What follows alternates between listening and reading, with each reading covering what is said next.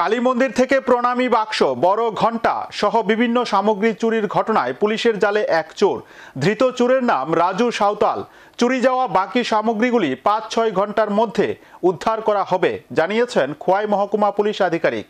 গত ১১ জানুয়ারি খোয়াই থানা এলাকার সোনাতলা কালীবাড়ি থেকে প্রণামী বাক্স, বড় ঘণ্টা সহ বিভিন্ন সামগ্রী চোরের দল চুরি করে নিয়ে যায়।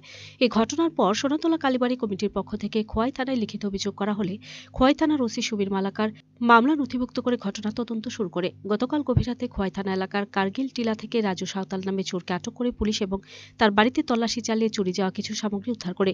খোয়াই মহকুমা পুলিশ আধিকারিক প্রসূন মজুমদার জানান, চুরি যাওয়া বাকি সামগ্রীগুলি আজই ৫-৬ ঘন্টার মধ্যে আগরতলা থেকে আনা হবে।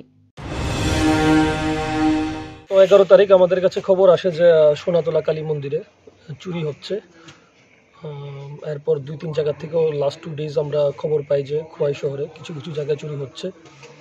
তো under the leadership of OC Khowai আমরা একটা টিম ফর্ম করি অ্যান্ড উইদিন 2 ডেজ আমরা চোরকে ধরতে সক্ষম হই এবং we have recovered the items within 2 days. আর কিছু আইটেমস চোর আগরতলা সেন্ড করেছে, তো সেটাও আমরা ট্রেস করে নিয়ে আসছি।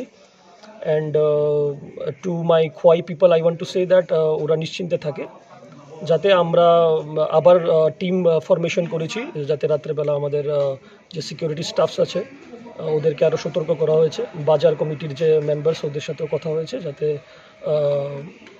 খোয়াই শহরে নজরদারি করার জন্য, এবং ভেরি সুন আমরা আরও কিছু আইটেমস রিকভার করে আপনাদের সঙ্গে ধরে তুলব।